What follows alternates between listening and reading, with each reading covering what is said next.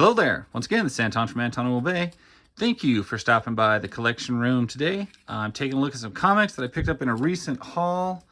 Actually, an order online. Because they're just so much cheaper to buy online than they are to buy at a store here. These would be like $3 a piece, and I got these online for about 50 cents a piece. So why would I do that? Anyway, if you like videos like this, if you like haul videos or comics or anything like that, I'd appreciate a like and a subscribe if you feel like it. You don't ever feel obligated to hit the notifications button, because that just sounds really annoying, and I don't think anyone should be pressured into that, because that's annoying.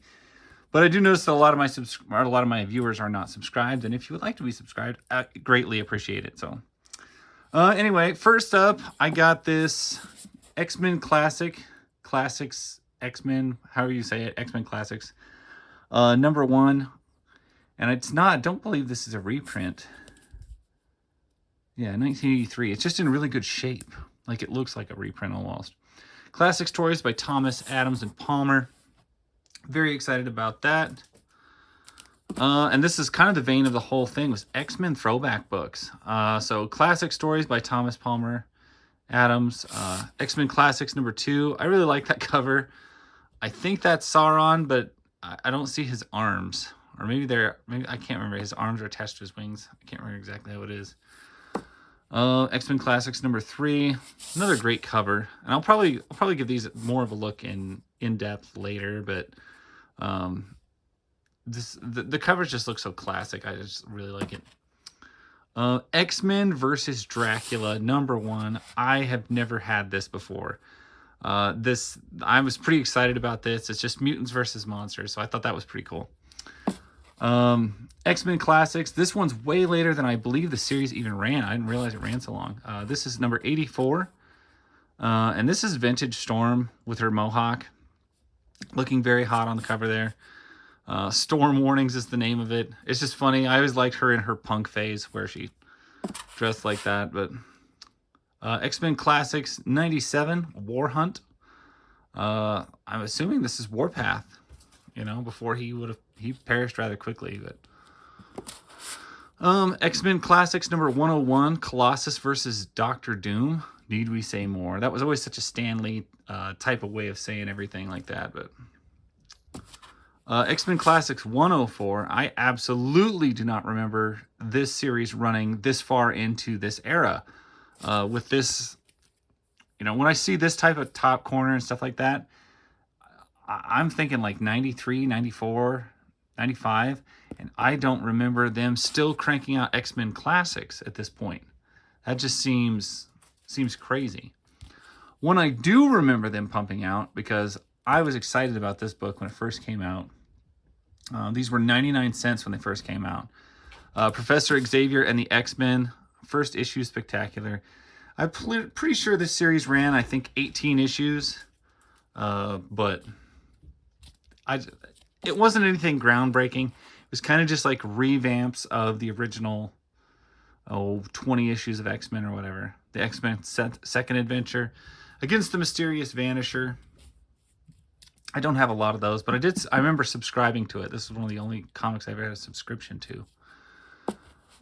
X-Men The Early Years #1. I am less familiar with this particular title, but I did get a few of them. So I have X-Men The Early Years #1 and 2.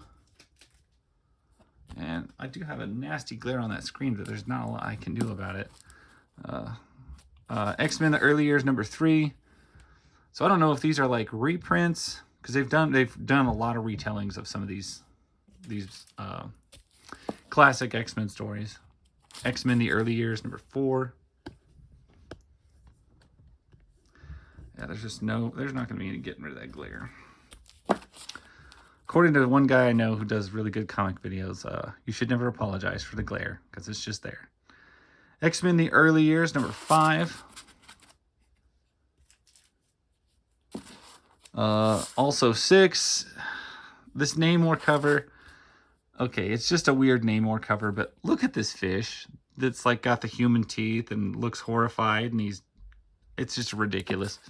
Just a little weird add-on there that I guess nobody noticed. The all red and black covers, I always like those. This is X-Men the Early Years #7. Once again, this book I always thought of as being an older book, but it is showing up in that early to mid 90s era, which is pretty crazy. So there's X-Men the Early Years #8. X-Men the Early Years #9, and this is definitely around Age of Apocalypse type stuff, because I remember these covers were during the Age of Apocalypse with the red solid out X. X-Men the Early Years #10.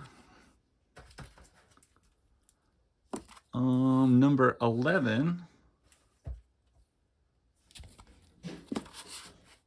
12. So I got a pretty good run of this. I love this old looking Cyclops. He looks so, or young looking Cyclops from the older times. He looks so geeky.